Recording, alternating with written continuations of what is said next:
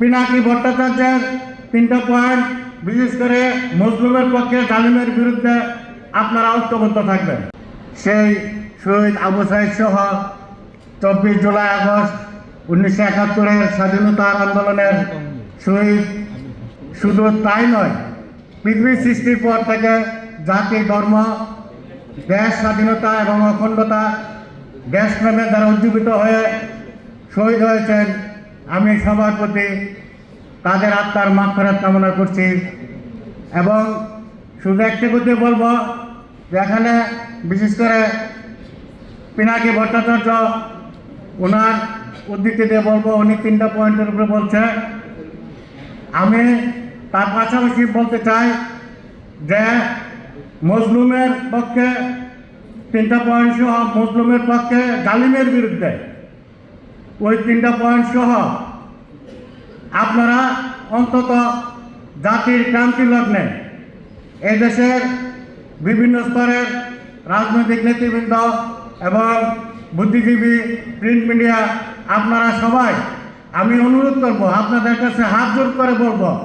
জাতির ক্রান্তি লগ্নে একটি পয়েন্টে পিনাকি ভট্টাচার্যের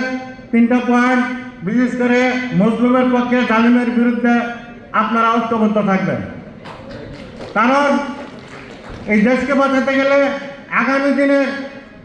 নতুন বাংলাদেশ গড়ার জন্য আপনাদের বিভিন্ন মানুষের বিভিন্ন মত থাকবে, বিভিন্ন রাজনৈতিক দলের মতভেদ থাকবে। এই পয়েন্টে ঐক্যবদ্ধ আপনারা থাকবেন। তাহলে 71-এর যে স্বাধীনতা, আপনারা যারা যুদ্ধ করেছেন এবং যুগে যুগে,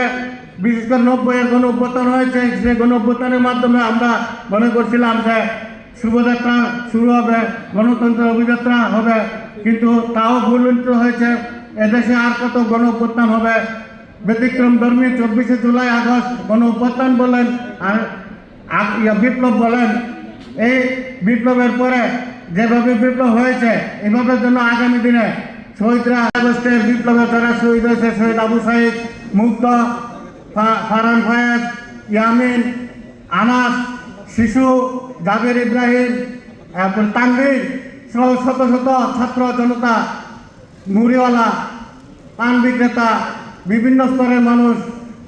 তৌহিদি জনতা, বিশেষ করে মাদ্রাসার ছাত্ররা, বেসরকারি বিশ্ববিদ্যালয়ের ছাত্ররা যেভাবে আত্মহত্যা দিয়েছে, এভাবে